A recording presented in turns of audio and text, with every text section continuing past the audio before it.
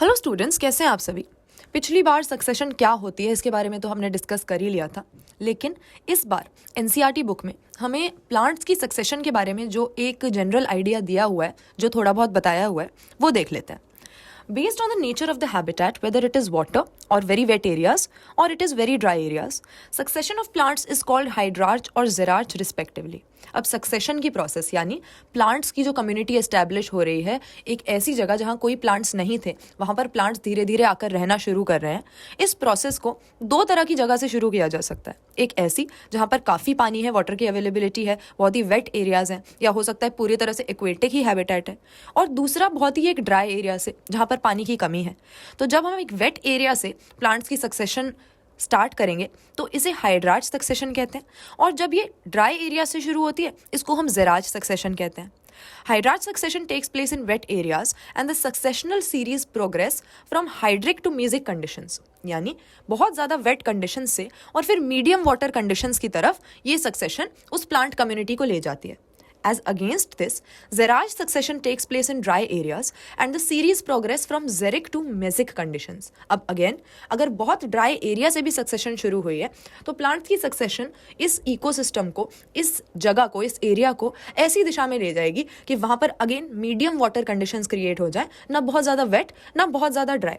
तो भले ही सक्सेशन की प्रोसेस पानी की कितनी भी अवेलेबिलिटी में शुरू हो, चाहे तो बहुत ही वेट एरिया हो चाहे एकदम ही ड्राई एरिया हो जहाँ पानी अवेलेबल नहीं है, सक्सेशन एक ही दिशा में चलती है कि म्यूजिक कंडीशंस की तरफ, मीडियम कंडीशंस की तरफ इस इकोसिस्टम को ले जाया जाए। तो चाहे शुरू कहीं से भी हो, खत्म मीडियम वाटर कंडीशंस पे ही होने का हमारी सक्सेशन की प्रोसेस का प्लांट्स के केस में जो है एम रहता है, पर्पस रहता है। Hence, both hydrarch and xerarch succession lead to medium water conditions, जिसको हम mesic बोल रहे हैं, neither too dry nor too wet.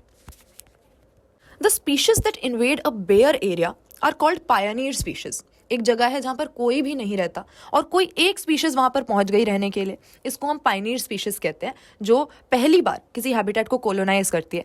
और नेचर में हर किसी प्लांट, एनिमल या माइक्रोब के बस की बात नहीं है कि बिना किसी दूसरे ऑर्गेनिज्म के किसी जगह पर रहना चला जाए, अकेला वहाँ पर चला जाए। तो कुछ ऐसी गिनी चुनी स्पीशीज़ हैं, कुछ ऐसे गिने चुने ग्रुप्स हैं जो पायनियर स्पीशीज़ का काम कर सकते हैं, और पूरा का पूरा लिविंग वर्ल्ड उनके लिए ग्रेटफुल होना चाहिए, क्योंकि चाहे कितना भी बड़ा पेड़ हो, चाहे कितना भी मेजेस्टिक, कितना भी कॉम्प्लेक्स एनिमल हो, लेकिन अगर किसी जगह पर सबसे पहले पायनियर स्पीशीज ने जाकर रहना शुरू नहीं किया होता तो वो इकोसिस्टम उनके रहने लायक भी कभी नहीं बन पाता। तो एक बेयर एरिया में जाके, खाली जगह में जाके जो सबसे पहले कोलोनाइज कर रहा है वो पायनियर कहलाता है। In primary succession on rocks, these are usually lichens which are able to secrete acids to dissolve the rock, helping in weathering and soil formation.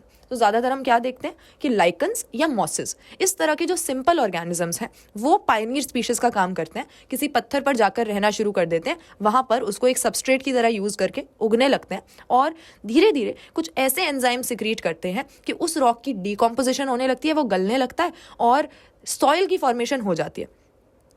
जैसे ही थोड़ी सी सॉइल बनेगी तो कुछ हायर प्लांट्स वहाँ पर आना शुरू कर देंगे, कुछ हायर प्लांट्स का वहाँ पर उगना शुरू हो जाएगा, और इसी तरह से धीरे धीरे प्लांट्स के बाद एनिमल्स और एनिमल्स के बाद दुनिया भर की डाइवर्सिटी वहाँ पर जमा हो जाती है। लेकिन सबसे पहले शुरुआत किसे करनी पड़ती है? पायनियर स्पीशीज़ को, जो कि रॉक्स को डिकम्पोज करके दूसरी स्पीशीज़ के वहाँ पर रहने लायक उसे बनाते हैं, दूसरी स्पीशीज़ की ग्रोथ के लिए उसको सूटेबल बनाते हैं। वेदरिंग भी होती है, सॉइल फॉर्मेशन भी होती है इनकी एक्टिविटी से। These later pave way to some very small plants like bryophytes, which are able to take hold in a small amount of soil. They are, with time, succeeded by higher plants, and after several more stages, ultimately, a stable climax forest community is formed. तो इसी तरह से over a very long period of time gradually जो species composition है वो बदलती है, population बढ़ती है, और हम देखते हैं कि एक फॉरेस्ट कम्युनिटी बन चुकी है जो कि अपनी एनवायरमेंटल कंडीशंस में आने वाले चेंजेस के साथ भी तालमेल बिठा पा रही है, और ऑल इन ऑल इक्विलिब्रियम में है, स्टेबल है। The climax community remains stable as long as the environment remains unchanged. With time, the xerophytic habitat gets converted into a mesophytic one. तो हम यही देखेंगे कि ड्राई या बहुत ज़्यादा वेट, दोनों ही तरह की सक्सेशन की कंडीशन हो, चाहे शुरुआत कहीं से भी हुई हो, हमारे प्लांट सक्सेशन के बाद जो हैबिटेट होता है वो मीजोफिटिक या मीडियम वाटर कंडीशंस की तरफ ही जाता है। In primary succession in water the pioneers are small phytoplanktons. अब अगर किसी रॉक पे किसी पायनियर को जाना है तो वो तो लाइकन्स या मॉसेस ही होंगे, लेकिन अगर पानी के अंदर हमारी सक्सेशन की प्रोसेस हो रही है तो वहाँ पर तो लाइकन्स नहीं रह सकते, इसीलिए फाइटोप्लैंक्टन से हमारी प्राइमरी सक्सेशन पानी के केस में शुरू होती है. They are replaced by rooted submerged plants, rooted floating angiosperms, followed by free floating plants, then reed swamp, marsh meadow, scrub, and finally the trees. The climax again would be a forest. With time the water body is converted into land. तो अगर एक water body में भी plant की succession शुरू हुई है तो वहाँ पर क्योंकि बहुत ज़्यादा वेट कंडीशन है, पानी भरा हुआ है, तो again over the period of time succession की प्रोसेस के बाद वो पानी, वो वाटर बॉडी भी लैंड में ही कन्वर्ट हो जाएगा, क्योंकि ना बहुत ज़्यादा वेट ना बहुत ज़्यादा ड्राई कंडीशन सक्सेशन की जो फोर्स है नेचर में उसको पसंद आते हैं. So with time the water body is converted into land.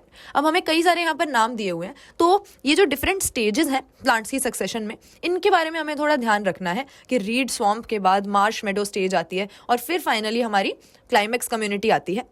In secondary succession, the species that invade depend on the condition of the soil, availability of water, environment, and also the seeds and other propagules present. अब यहाँ पर जहाँ secondary succession हो रही है, मतलब जहाँ पर पहले भी कोई जंगल था, पहले भी कोई कम्युनिटी थी, तो इस सक्सेशन को हम पायनियर स्पीशीज़ पे हमें डिपेंड रहने की ज़रूरत नहीं है, उन पे छोड़ना ज़रूरी नहीं है, क्योंकि पहले से किसी ना किसी प्लांट के सीड, किसी ना किसी ऑर्गेनिज्म के स्पोर, कुछ ना कुछ तो रह गया होगा, कुछ ना कुछ रिमेन्स होंगे जिससे नई लाइफ बन सके. साथ ही साथ हमारे पास सॉइल भी होगी, तो सॉइल बनाने के लिए हमको लाइकन्स की या किसी दूसरे पायनियर स्पीशीज़ की ज़रूरत नहीं है. सॉइल पहले से है, वाटर कितना है इस पर डिपेंड करेगा कि सक्सेशन कैसे होती है, और अल्टीमेटली सक्सेशन की प्रोसेस प्राइमरी सक्सेशन के कंपैरिजन में काफ़ी जल्दी हो जाएगी और पायनियर स्पीशीज़ की ज़रूरत भी नहीं पड़ेगी, क्योंकि कोई ना कोई तो ऐसा सीड होगा, कोई ना कोई तो ऐसा बचा हुआ हिस्सा ज़रूर होगा जिससे कुछ प्लांट्स उग जाएंगे, और एक बार प्लांट्स एस्टैब्लिश हो गए तो धीरे धीरे एनिमल्स भी आ जाएंगे. Since soil is already there, some seeds or propagules are there, this succession is much faster and climax is also reached more quickly. What is important to understand is that succession, particularly primary succession, is a very slow process, taking maybe thousands of years for climax to be reached. Another important fact is to understand that all succession, whether taking place in water or on land, proceeds to a similar climax community, that is the mesic community. तो यही एक दो बातें हमको समझनी है plant succession के बारे में. एक तो प्राइमरी और सेकेंडरी सक्सेशन के बीच में अंतर, कि प्राइमरी सक्सेशन काफ़ी स्लो होगी, सेकेंडरी कंपेरेटिवली काफ़ी जल्दी हो जाती है. फिर कई बार ऐसे भी सवाल आते हैं कि ये जो डिफरेंट स्टेजेस हमारी एनसीईआरटी बुक ने हमें दी हुई हैं, पहले फाइटोप्लैंक्टन होंगे, फिर सबमर्ज्ड प्लांट्स होंगे, फिर submerged free floating plant stage, फिर रीड स्वैम्प, मार्श मेडो, फिर स्क्रब वाली स्टेज, और फाइनली एक फॉरेस्ट आ जाएगा हमारे पास, यानी जो हमारी वाटर बॉडी है वो लैंड में कन्वर्ट हो जाएगी. तो इन स्टेजेस का जो ऑर्डर है, जो करेक्ट सीक्वेंस है, वो भी ज़रा हमें माइंड में रखना चाहिए. लेकिन रिपीटेडली जब हम इसको पढ़ते हैं तो अपने आप ही ध्यान में आ जाता है, अपने आप ही याद होने लगता है. दूसरी एक इंपॉर्टेंट चीज़ हमारे पास ये है कि हाइड्रार्च और जेरार्च सक्सेशन शुरू किसी भी कंडीशन में हुई हो, ये हमको ध्यान रखना है. ये कॉन्सेप्ट हमारे दिमाग में रहना चाहिए कि वो ख़त्म जाकर मेसिक वाटर कंडीशंस में ही होगी. तो चलो, ये तो बात रही प्लांट सक्सेशन की. इसमें कुछ भी बहुत ज़्यादा मुश्किल कॉन्सेप्ट था नहीं समझने वाला. हाँ, कुछ टर्म्स हैं जैसे सीरल स्टेज, क्लाइमेक्स कम्युनिटी, जो धीरे धीरे अपने आप ही जिनका मीनिंग हम ग्रास्प कर लेंगे. तो चलो बढ़ते हैं अपने इकोसिस्टम के अगले इंपॉर्टेंट कंपोनेंट की तरफ, जो है nutrient cycling. We have studied that organisms need a constant supply of nutrients to grow, reproduce, and regulate various body functions. The amount of nutrients such as carbon, nitrogen, phosphorus, calcium present in the soil at any given time is referred to as standing state. It varies in different kinds of ecosystems and also on a seasonal basis. तो भाई हमको minerals की, nutrients की, कई तरह के different elements की ज़रूरत तो होती है. हमारी बॉडी बनी भी तो उन्हीं एटम्स की, उन्हीं एलिमेंट्स की हुई है. तो चाहे हमें एज अ स्ट्रक्चरल एलिमेंट उसकी ज़रूरत हो या एज अ फंक्शनल एलिमेंट या फिर न्यूट्रिशन के लिए, हमें कार्बन, नाइट्रोजन, फॉस्फोरस, कैल्शियम, ये सारे ही मिनरल्स चाहिए होते हैं. तो सॉइल में एक समय पर जो मिनरल्स प्रेजेंट हैं, इसको हम टोटल मिला के स्टैंडिंग स्टेट बोलते हैं. तो स्टैंडिंग स्टेट की डेफिनेशन ये हमारे ध्यान में रहनी चाहिए. और हमेशा ये स्टैंडिंग स्टेट कांस्टेंट नहीं रहता, क्योंकि सीजनल बेसिस पे सॉइल के अंदर जो इनकी कॉम्पोजिशन है, सॉइल के अंदर जो मिनरल्स का अमाउंट है वो बदलता रहता है, क्योंकि ज़रूरी नहीं है वो हर समय सॉइल में ही रहे. लिविंग ऑर्गेनिजम्स की बॉडी में भी रहते हैं, कभी वाटर के थ्रू भी ट्रैवल करते हैं, कभी एटमॉस्फेयर का हिस्सा बन जाते हैं. इनकी रिजर्वॉयर अलग अलग जगह हो सकती है, और इसीलिए हम न्यूट्रिएंट साइकिल्स के बारे में थोड़ा पढ़ते हैं. What is important is to appreciate that nutrients which are never lost from the ecosystems, rather they are recycled time and again indefinitely. तो हमारे nutrients कभी भी हमारी अर्थ से बाहर तो कहीं नहीं जाते, कहीं ना कहीं इकोसिस्टम के अंदर ही रहते हैं, बस इकोसिस्टम के एक जगह से दूसरी जगह पर ट्रैवल करते रहते हैं। कभी कोई कैल्शियम हमारी हड्डियों में है तो कल को हम नहीं होंगे, तो वही कैल्शियम किसी दूसरे ऑर्गेनिज्म की हड्डियों में या किसी प्लांट की पत्तियों में भी बैठा हो सकता है। तो लिविंग ऑर्गेनिजम्स के बीच में, फिर रॉक्स में, वाटर बॉडीज में, इकोसिस्टम के एबायोटिक और बायोटिक दोनों तरह के कंपोनेंट्स के बीच में ये मिनरल्स घूमते रहते हैं, और इसीलिए हम इसको एक साइकिल बोल रहे हैं, क्योंकि ये उन्हीं कंपोनेंट्स के थ्रू बार बार पास करते हैं, लेकिन कभी भी लॉस्ट नहीं होते, कभी भी अर्थ से कहीं बाहर नहीं जाते। They are recycled time and again. The movement of nutrient elements through various components of ecosystem is called nutrient cycling. Another name of nutrient cycling is biogeochemical cycles. तो बायोजियोकेमिकल साइकिल या न्यूट्रिएंट साइकिल एक ही बात है। They are of two types, एक तो gaseous हो सकती है और एक सेडिमेंट्री।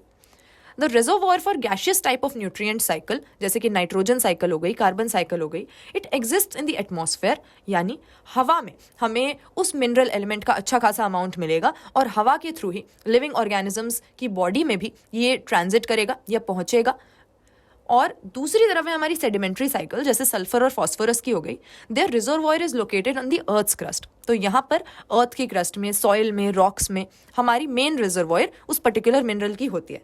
तो हमारी गैशियस न्यूट्रिएंट साइकिल हो गई नाइट्रोजन और कार्बन। नाइट्रोजन तो भाई हमारे एटमॉस्फेयर में भरा पड़ा है, 70% हमारा जो एटमॉस्फेयर है नाइट्रोजन का ही बना है। और उसी तरह से कार्बन साइकिल भी बहुत हद तक एटमॉस्फेरिक एक्सचेंज पे डिपेंड करती है, क्योंकि लिविंग ऑर्गेनिजम्स भी अपनी रेस्पिरेशन प्रोसेस के दौरान कार्बन डाइऑक्साइड बाहर फेंक रहे हैं। उसी तरह से फोटोसिंथेसिस के लिए प्लांट्स जो है वो कार्बन डाइऑक्साइड को ले रहे हैं। हमारी बॉडी का बहुत इंपॉर्टेंट स्ट्रक्चरल एलिमेंट तो है ही, हमारी बॉडी के सभी सेल्स में जो भी इंपॉर्टेंट बायोकेमिकल्स चाहिए ज़्यादातर ऑर्गेनिक है, हमें कार्बन की ज़रूरत तो पड़ती ही पड़ती है। तो नाइट्रोजन और कार्बन ये दोनों साइकिल जो है ये गैशियस हो गई, लेकिन सल्फर और फॉस्फोरस क्योंकि एटमॉस्फेयर में उतने ज़्यादा नहीं होते, रॉक्स में हमको मिलते हैं। मेनली इनका रिजर्वॉयर कहाँ पे, ये कहाँ पर बैठे हुए होते हैं, अर्थ की क्रस्ट में, इसीलिए इसको हमने गैशियस नहीं सेडिमेंट्री साइकिल की कैटेगरी में डाल दिया।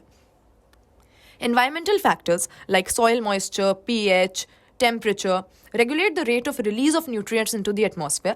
The function of the reservoir is to meet with the deficit which occurs due to imbalance in the rate of influx and efflux. So, we have studied some nutrient cycles in previous classes as well, और यहाँ पर इस chapter के अंदर carbon cycle और phosphorus cycle के बारे में हमको बताया है ब्रीफली। यानी एक तो हमने एटमॉस्फेरिक का एग्जाम्पल ले लिया, एक सेडिमेंट्री का एग्जाम्पल हम ले लेते हैं। तो चलो कार्बन साइकिल के बारे में थोड़ा डिस्कस कर लेते हैं। When you study the composition of living organisms, carbon constitutes 49% of the dry weight of organisms and it is next only to water. तो हमारे शरीर में अगर हम डिफरेंट एलिमेंट्स की कॉम्पोजिशन देखेंगे तो करीब करीब आधा 49% लिविंग ऑर्गेनिजम्स की बॉडी में हमको कार्बन मिलेगा। तो हम देख ही सकते हैं कि कार्बन हमारे लिए कितना इंपॉर्टेंट है, हमारी आधी बॉडी कार्बन की बनी हुई है। If we look at the total quantity of global carbon, we find that 71% carbon is found dissolved in oceans. पूरी दुनिया का 71% कार्बन तो ओशंस में ही है। This oceanic reservoir regulates the amount of carbon dioxide in the atmosphere. अब ocean और atmosphere के बीच में भी ये कार्बन डाइऑक्साइड घूमता रहता है। Fossil fuel also represent a reservoir of carbon. Fossil fuels यानी हमारा जो क्रूड ऑयल है, पेट्रोल है, डीजल है, कोल है, ये सारे जो कन्वेंशनल सोर्सेज ऑफ एनर्जी हैं, इनके अंदर भी कार्बन कंपाउंड्स की कंबस्शन से ही हम एनर्जी ऑब्टेन कर रहे हैं। Carbon cycling occurs through atmosphere, ocean and through living and dead organisms. Living organisms के शरीर में तो कार्बन भर भर के है ही, ओशन में भी खूब सारा डिजॉल्व है, एटमॉस्फेयर में भी कार्बन डाइऑक्साइड है, और फॉसिल फ्यूल्स को जब हम बर्न करते हैं, जब हम फॉसिल फ्यूल्स का कंबशन करते हैं, तब भी हम कार्बन डाइऑक्साइड एटमॉस्फेयर में रिलीज कर रहे हैं। तो इस तरह से हमारी एक्टिविटीज़ की वजह से भी और नेचुरल अकरेंसेस की वजह से भी जो मिनरल्स हैं या जो भी एलिमेंट्स हैं वो एक न्यूट्रिएंट साइकिल में एक जगह से दूसरी जगह घूमते रहते हैं। So carbon cycling occurs through atmosphere, ocean and living and dead organisms. According to one estimate, 4 into 10 to the power 13 kg of carbon is fixed annually in the biosphere through photosynthesis.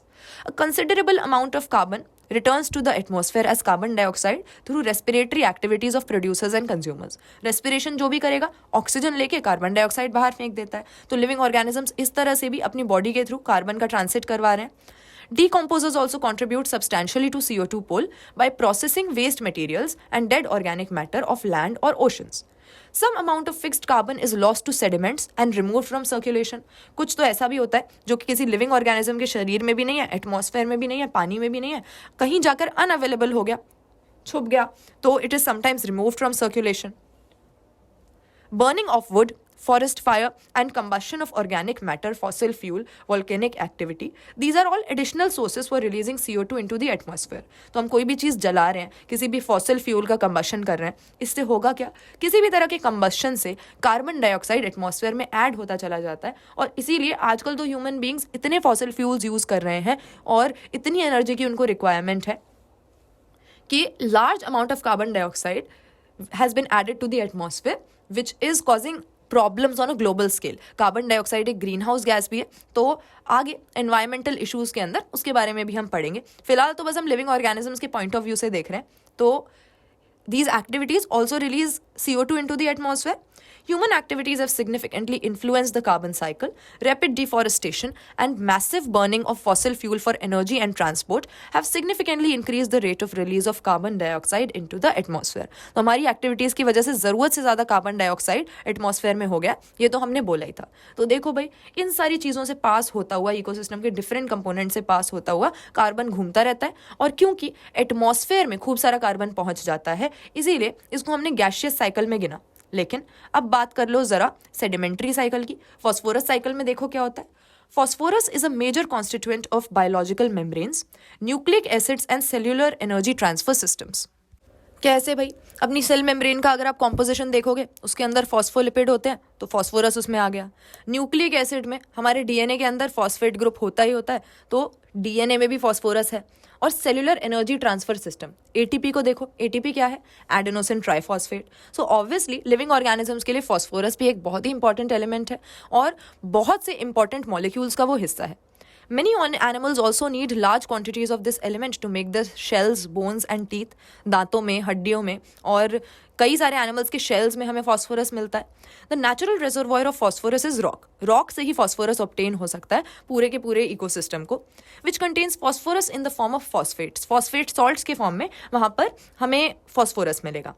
When rocks are weathered, minute amounts of these phosphates dissolve in soil solution and they are absorbed by the roots of the plants. जैसे rock से थोड़ा सा भी phosphorus बाहर निकला तो वो पानी में डिजॉल्व हो जाएगा और वहाँ से फॉस्फेट को एब्जॉर्ब कर लेंगे प्लांट्स. तो लिविंग ऑर्गेनिजम्स के पास कैसे पहुंचा? सबसे पहले प्लांट्स की रूट्स ने सॉइल में से उसको एब्जॉर्ब कर लिया और फिर प्लांट से बाकी सारे के सारे कंज्यूमर्स को, जो भी उस प्लांट को खाएगा, उन सबको फॉस्फोरस मिल जाएगा. Herbivores and other animals obtain this element from plants. The waste products and dead organisms are decomposed by phosphate solubilizing bacteria and this also releases phosphorus. Unlike carbon cycle, there is no respiratory release of phosphorus into the atmosphere. हमारी जो breathing की process है, उसमें phosphorus से या phosphate से हमको कोई लेना देना नहीं है. The other two major and important differences between carbon and phosphorus cycle are firstly, atmospheric inputs of phosphorus through rainfall are much smaller than carbon inputs, and secondly, gaseous exchange of phosphorus between organism and environment are negligible. इसीलिए हमने दो अलग category बना दी. हमारी कुछ gaseous cycles हैं और कुछ सेडिमेंट्री साइकिल्स हैं. दो एग्जाम्पल यहाँ पर हमने डिस्कस किए हुए हैं जो कि बिल्कुल सिंपल है और हम पहले से ही जानते हैं कि कार्बन का क्या रोल है, फॉस्फोरस का क्या रोल है लिविंग ऑर्गेनिजम्स के लिए. तो इसीलिए बस इन न्यूट्रिएंट साइकिल्स की, बायोजियोकेमिकल साइकिल्स की सिग्निफिकेंस के बारे में आपको रिमाइंड करने के लिए आपकी बुक में ये दिया हुआ है. ना तो इसमें कुछ भी बहुत मुश्किल है, ना कोई नया कॉन्सेप्ट है.